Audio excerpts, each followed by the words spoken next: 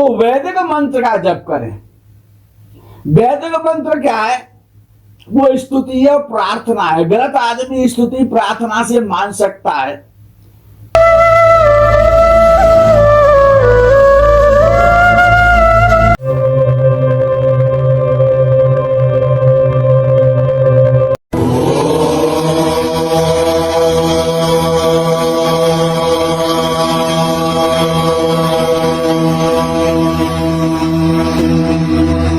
परमात्मा श्री राधा कृष्ण के चरणारविंदों में शतकोटि नमन बंधन। मित्रों को, जिज्ञासुओं को, धर्म प्रेमियों को, ज्योतिष विज्ञान प्रेमियों को हर हर महादेव, बम बम भोले, नमः शिवाय। मित्रों, आज का वीडियो बहुत महत्वपूर्ण है। हम कभी नहीं कहते हैं हमारा कोई वीडियो महत्वपूर्ण है, लेकिन आज पहली बार कह रहे हैं कि वीडियो बहुत महत्वपूर्ण है। इसे प्रारंभ से और अंत तक जरूर देखें, आपको बहुत कुछ मिलने वाला है। आज प्रारंभ करते हैं। सबसे पहले जो एक विषय आता है, लोगों को शंका होती है, कहीं कहीं जिज्ञासा भी होती है। मंगल वक्री हो रहा है, शनि वक्री हो रहा है, बृहस्पति वक्री हो रहा है। ये जो ग्रहों की जो वक्रता है, जो वक्री होना है, इसका बड़ा सीधा सा सिद्धांत होता है।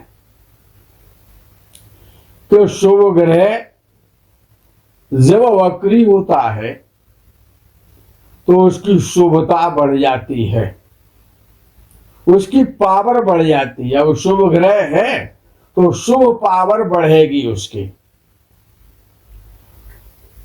और जो शनि राहु केतु मंगल, भाई राहु केतु तो सदैव वही वक्री चलते हैं, लेकिन अब शनि और मंगल, अब मंगल पाप ग्रह नहीं कहलाता, सूर्य मंगल क्रूर कहलाते हैं। इनमें क्रूरता है, पापत्व तो नहीं है इनमें। और शनि राहु केतु ये पापी ही हैं। तो जब शनि वक्री होता है और शनि को अशुभ कहा गया है, तो उसकी अशुभता बढ़ जाती है। मंगल वक्री होता है तो उसकी क्रूरता बढ़ जाती है। ये पाराशरी सिद्धांत है। पाराशर जी ने ऐसा लघु पाराशरी में कहा।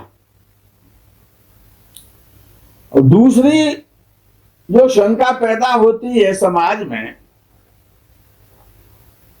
कि हम कौन सा नग पहने। बड़ा प्रचलन है रत्न पहनने का।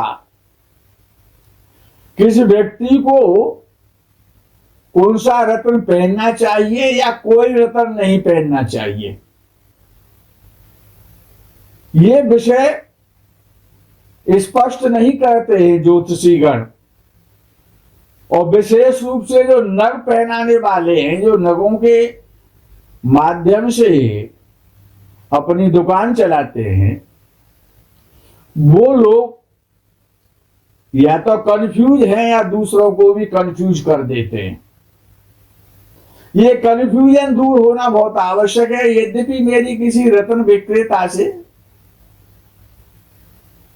कोई भी गिलानी नहीं है, मैं किसी के प्रति ऐसे भाव प्रकट नहीं कर रहा हूं, लेकिन जो पाराशर के जो सिद्धांत हैं, जो लघु पाराशरी के, उनकी बात कर रहा हूं। अन्यथा मेरी बात को ना लिया जाए कि पहले तो यह पता होना चाहिए कि हमारा कौन सा ग्रह शुभ है कुंडली में और कौन सा ग्रह अशुभ है। यह निर्णय करना बहुत आवश्यक है। अब प्राकृतिक रूप में, नैसर्गिक रूप से तो शनि, राहु और केतु अशुभ ग्रह कहलाते हैं। ये नैसर्गिक अशुभ हैं, लेकिन ये शुभ भी हो जाते हैं। और सूर्य, मंगल क्रूर कहलाते हैं। बुध और चंद्र की जो शुभता है, यद्यपि वो शुभ ग्रह की श्रेणी में रखे गए हैं, लेकिन उनकी जो शुभता या अशुभता है वो संगति पर और भाव पर निर्भर करती है। उनमें संगति का, संसर्ग का, साथ बैठने का असर होता है। यदि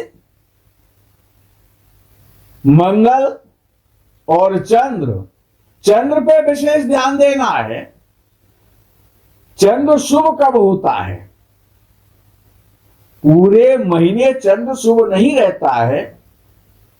शुक्ल पक्ष की अष्टमी से लेकर के और कृष्ण पक्ष की पंचमी तक ही चंद्र शुभ माना गया है लघु पाराशरी में। और यदि चंद्र राहु के साथ बैठा है, शनि के साथ बैठा है, केतु के साथ बैठा है और अंशों के आधार पर, ये डिग्री के आधार पर वो उसके सन्निकट है, पास में है, तो वो भी अशुभ हो जाता है। शुक्ल पक्ष का चंद्र भी अशुभ परिणाम देने लगता है। और यदि वो शुभ ग्रहों के साथ बैठा है तो वो शुभ परिणाम देता है। इसी प्रकार से बुध अगर शुभ ग्रहों के साथ है या शुभ ग्रहों से दृष्ट है तो वो शुभ परिणाम देगा। और पापक ग्रहों के साथ है या पापक ग्रहों के से द्वारा दृष्ट हो रहा है तो वो अशुभ फल देगा। ये देखने से पता पड़ता है कि चंद्र और बुध शुभ परिणाम दे रहे हैं या अशुभ परिणाम दे रहे हैं। सूर्य क्रूर है लेकिन कम क्रूर है। मंगल अत्यंत क्रूर है। सूर्य क्रूर है लेकिन वो कम क्रूर है। राहु जैसे सर्वाधिक पापी है। शनि और केतु से भी अधिक पापी माना गया है राहु को। तो बृहस्पति और शुक्र हमेशा शुभ ही माने जाते हैं। अब विषय एक आता है कि एक सिद्धांत प्रारंभ होता है चलित का।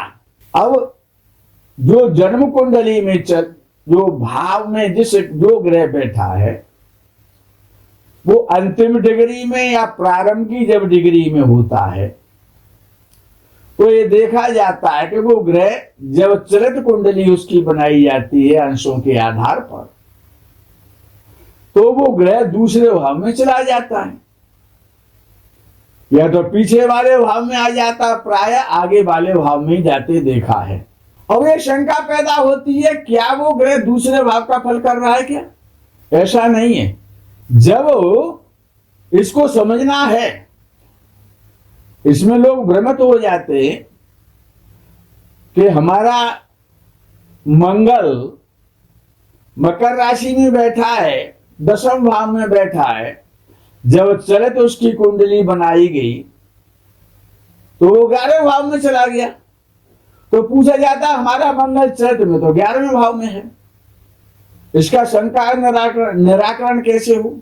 तो जब पहले विद्वानों ने पृथ्वी का रूप चेक किया कि पृथ्वी गोल है, चपटी है, लंबी है, किस प्रकार की है, तो पहले जब पृथ्वी पर जब रिसर्च किया गया धरती का तो विद्वानों ने पाया कि पृथ्वी गोल है, नारंगी की तरह गोल है, ये लिखा गया। तो उसको 12 भावों में बांट दिया गया सौरमंडल को उसी के आधार पर। लेकिन जब आगे विद्वान फिर पैदा हुए, पृथ्वी पर रिसर्च होती रही, तो जब दोबारा रिसर्च हुआ बहुत गंभीरता के साथ में तो ये पाया गया कि पृथ्वी नारंगी की तरह गोल नहीं है, वो अंडाकार है, कुछ लंबाई लिए हुए है।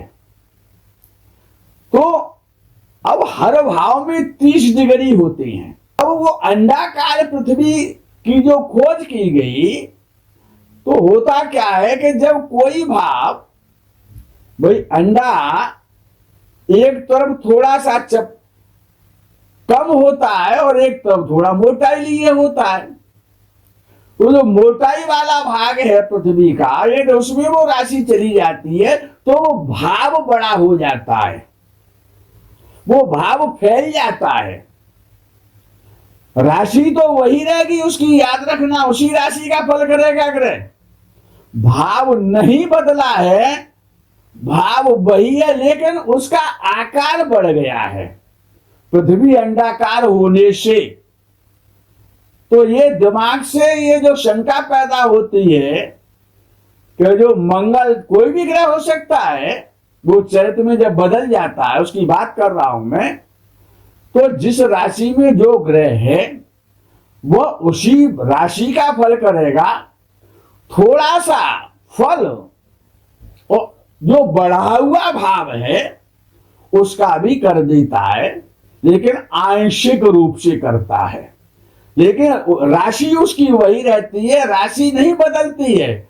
डिग्री न वो कम हो सकती है, न उसकी वो ज्यादा हो सकती है, लेकिन भाव अंडाकार पृथ्वी होने से उसका भाव थोड़ा सा बड़ा हो जाता है, अन्य कोई अंतर उसमें नहीं आता है। उसी राशि का और उसी भाव का फल पहले करेगा और ज्यादा करेगा। अगर वो चैत्र में दूसरे भाव में गया है तो उसका फल आंशिक रूप से करता है। दूसरा विषय आता है कि अब आपको ये कैसे पता पड़ेगा कि आपका कौन सा ग्रह अच्छा और कौन सा ग्रह बुरा है। तो ये कहा जाता है कि केंद्र और त्रिकोण और त्रिषडायश और त्रिक में विशेष रूप से 6, 8, 12 आते हैं। धन भाव और दूसरा भाव, 12वां भाव, ये सम माने जाते हैं पाराशरी ज्योतिष में। 6 और 8 के स्वामी ये गलत माने जाते हैं, और 3, 6, 11 के स्वामी हमेशा अशुभ फल करते हैं। विशेष ध्यान देने योग्य बात है कि त्रिषडायश 3, 6 और 11 के जो स्वामी हैं वो सदैव अशुभ फल करते हैं, और 6, 8, 12 के जो स्वामी हैं वो पाप फल करते हैं। अष्टम भाव का स्वामी सबसे अधिक पापी माना जाता है।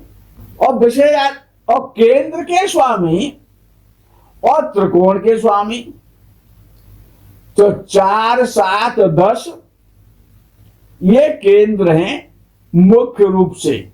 कुंडली का चौथा भाव, 7वां भाव और 10वां भाव ये केंद्र हैं। 1, 5, 9 ये त्रिकोण कहलाते हैं, धर्म त्रिकोण कहलाते हैं, और 4, 7, 10 ये विष्णु केंद्र कहलाते हैं। 2, 6, 11 ये धन त्रिकोण कहलाते हैं। तो विषय ये है कि अब आपको कैसे पता हो कि आपका कौन सा ग्रह खराब है, कौन सा अच्छा है। तो विद्वानों ने कहा कि केंद्र के स्वामी यदि शुभ ग्रह हैं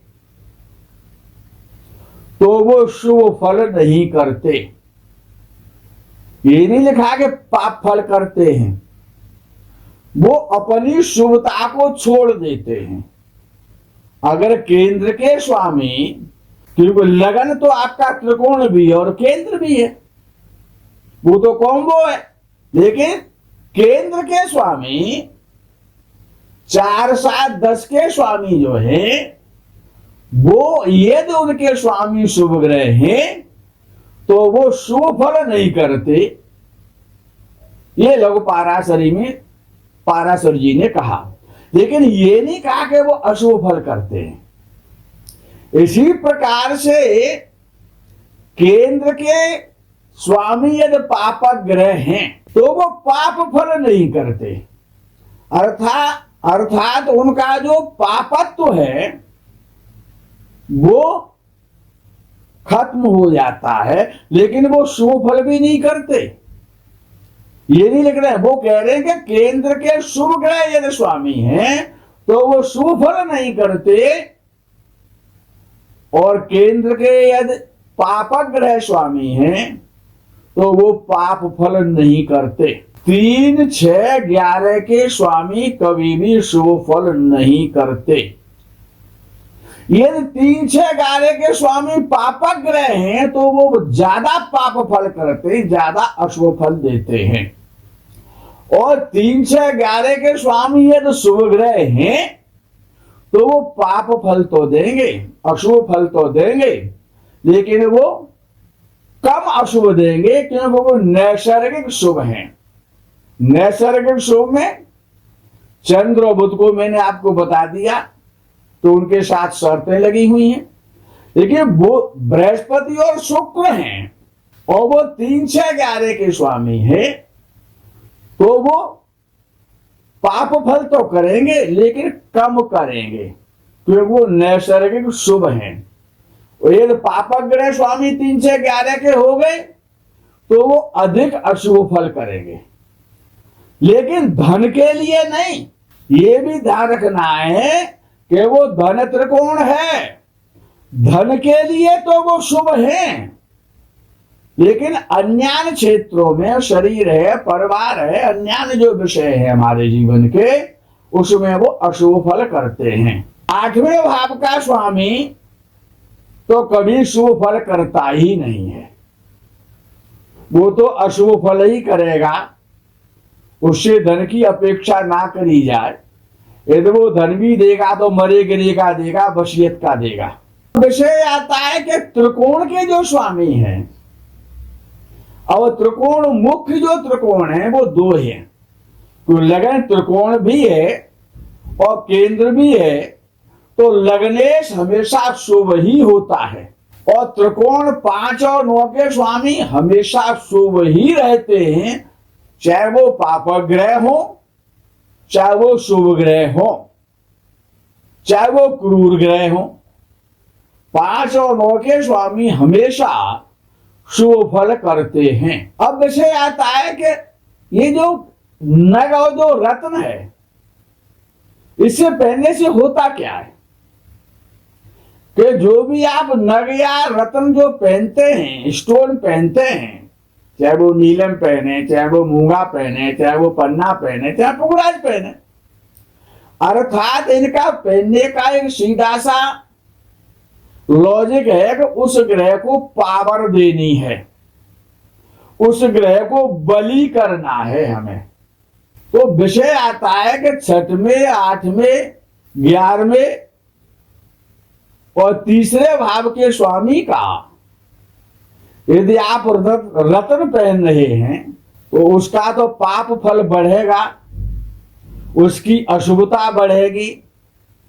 वो यहां पर ये एक विशेष ध्यान देने योग्य बात है कि हर ग्रह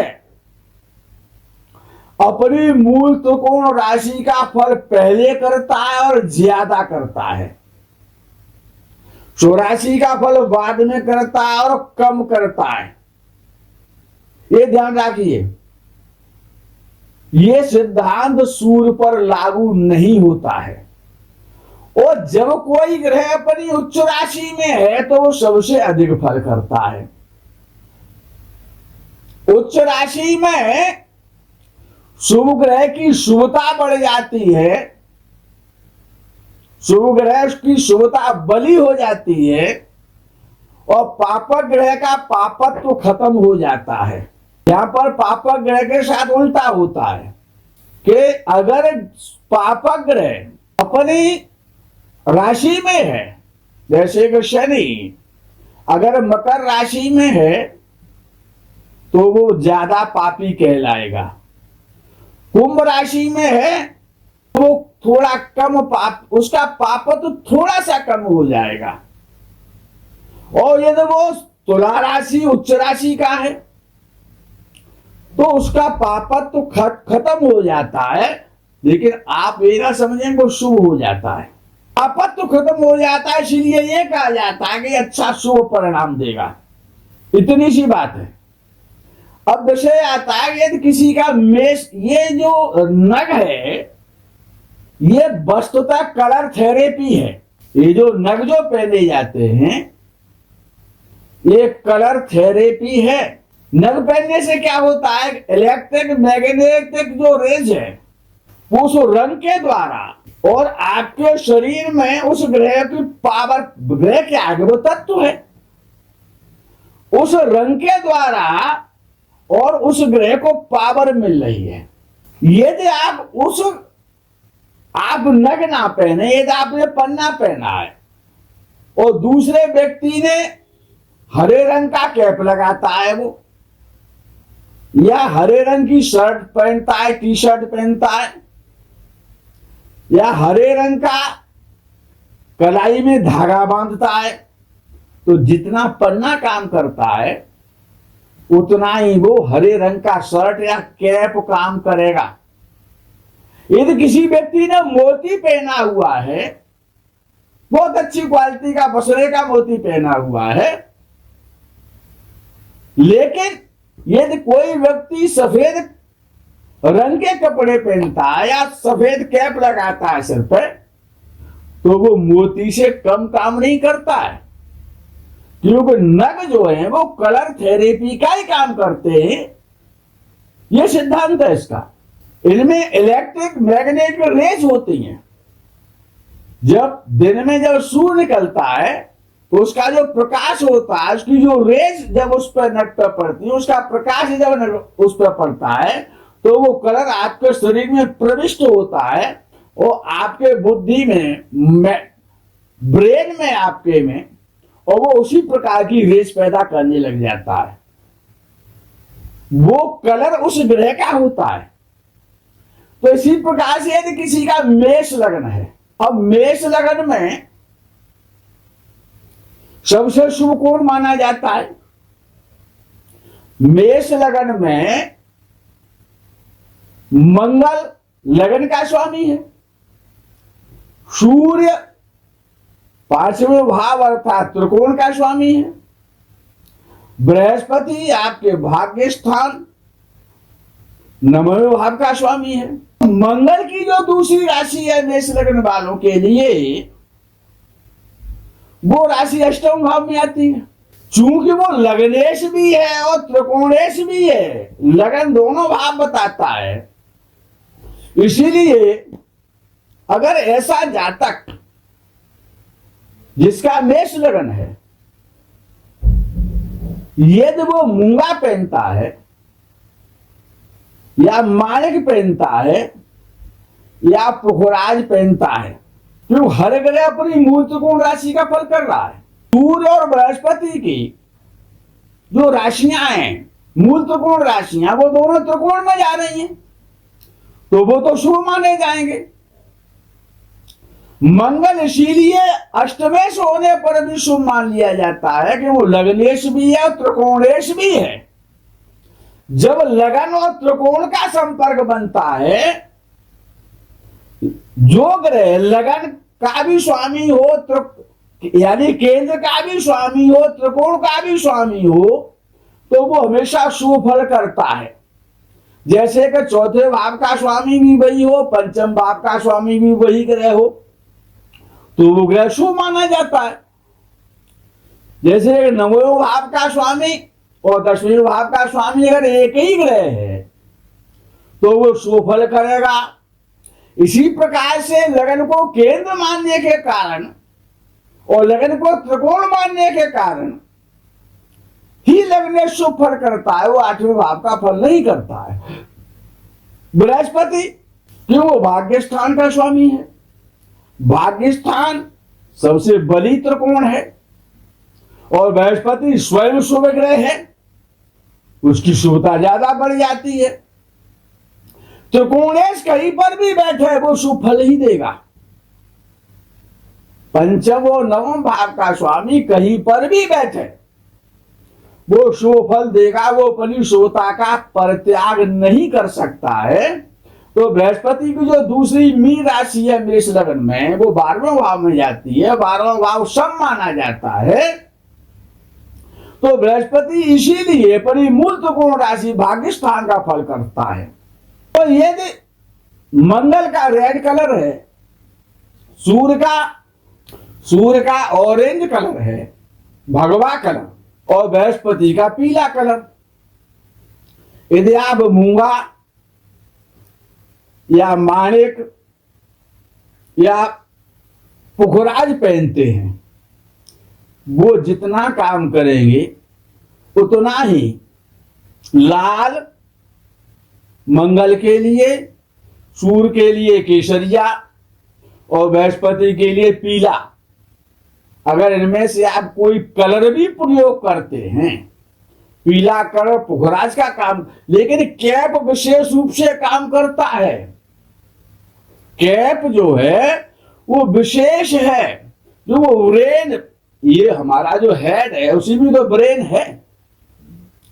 तो आप इन कलरों का रंग का कपड़ा पहने या कैप लगाएं तो आपको लाभ होगा। यदि मेष लग्न वाला व्यक्ति यदि पन्ना पहनता है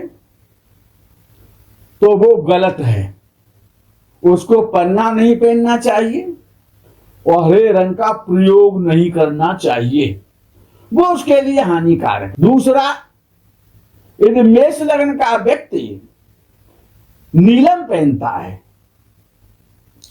अब शनि 10वें भाव का स्वामी है, केंद्र का स्वामी है, तो वो अशुभ फल नहीं करेगा।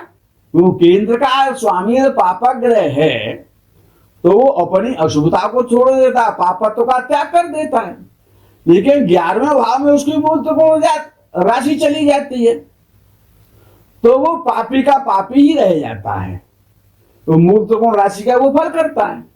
इसलिए मेष लग्न वालों को पन्ना कभी नहीं पहनना चाहिए, नीलम कभी नहीं पहनना चाहिए।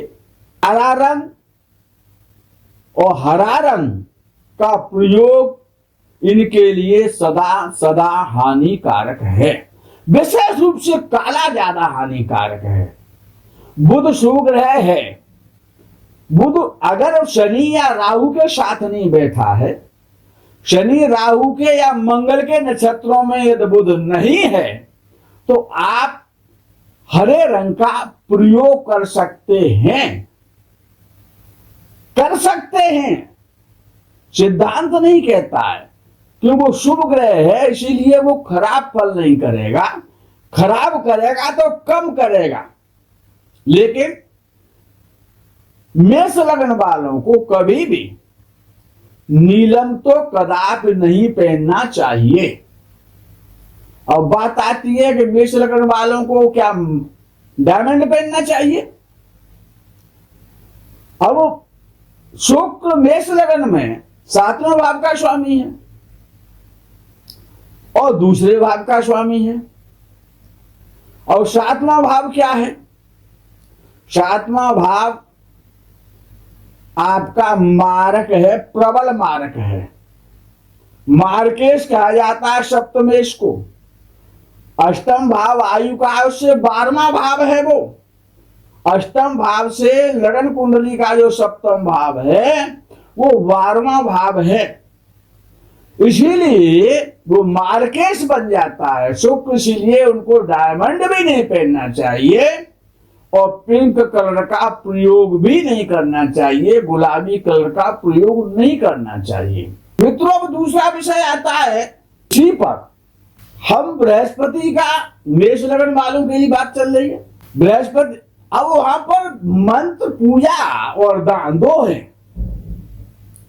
कि जिनका मेष लग्न है उसको उनको किसकी पूजा करनी चाहिए।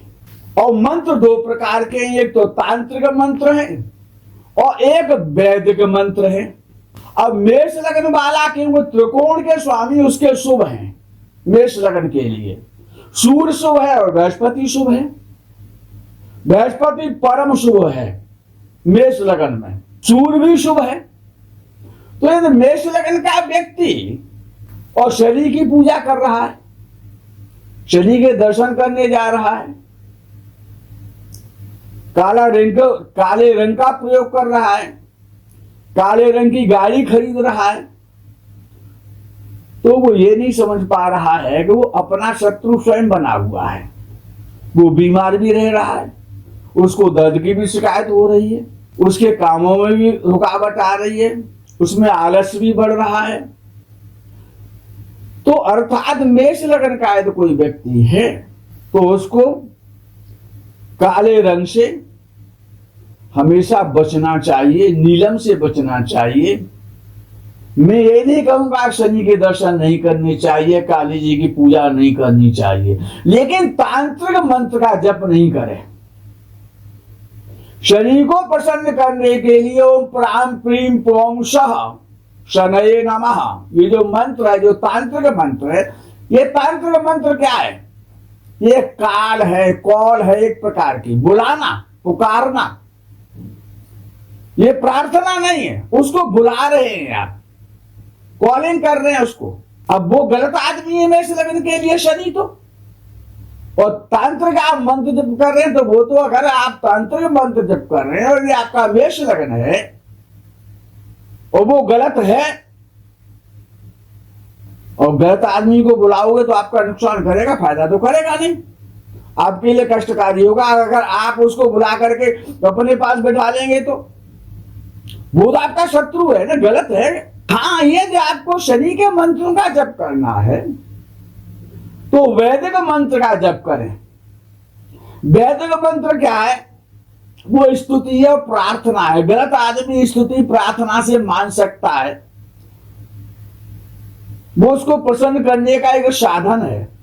तो सबसे पहला विषय है कि जिनका मेष लग्न है उनको कभी भी शनि का तांत्रिक मंत्र और बुध का तांत्रिक मंत्र कभी नहीं करना चाहिए, उसका जप नहीं करना चाहिए, उसका दान करना चाहिए।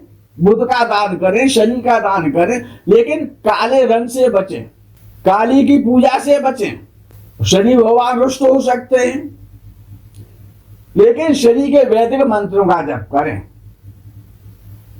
उससे आपका भला होगा, आपका कल्याण होगा। ये जो विषय है बहुत विस्तृत है, बहुत बड़ा है। अब इसी विषय को थोड़ा सा और बढ़ा दें कि यदि कोई ग्रह छठवें भाव का भी स्वामी है, 3, 6, 11 का स्वामी है और केंद्र का स्वामी है। और जैसे मेष लग्न में शनि केंद्र का स्वामी है और 11वें का स्वामी है और पापक ग्रह है, तो मेष लग्न वालों के लिए शनि शुभ फल नहीं देगा। धन की बात नहीं कर रहा हूं, क्यों 11वां भाव अर्थ त्रिकोण है, धन तो देगा।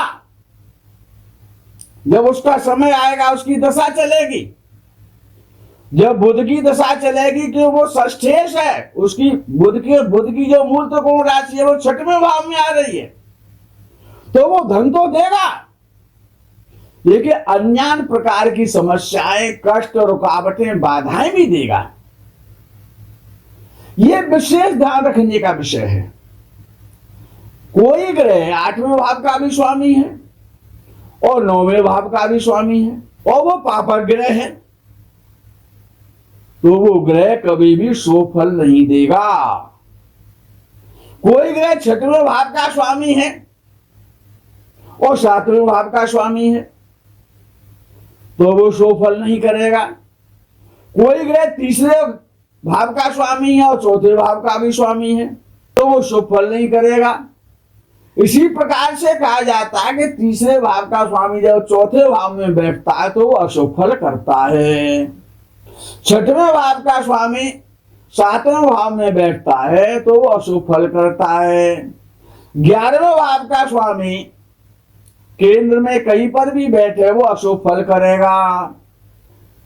धन के लिए नहीं करेगा, शरीर के लिए करेगा, अन्य समस्याएं पैदा करेगा, रुकावटें आएंगी, बाधाएं आएंगी, ये सारे काम तो होंगे, लेकिन अर्थ ये क्योंकि ये अर्थ त्रिकोण है, इनका विशेष ध्यान रखना है। मित्रों, आज के प्रकरण में यही विराम करते, वीडियो ज्यादा बड़ा हो जाएगा, तो इसीलिए मेष लग्न पर जो प्रारंभ आज से सीरीज की जा रही है, धीरे धीरे 12 लग्नों पर आपको बताएंगे कि आपको क्या करना है, क्या नहीं करना है। तो हमेशा ध्यान रखना है कि 3, 6, 8 और 11 के जो स्वामी हैं वो हमेशा अशुभ फल करेंगे।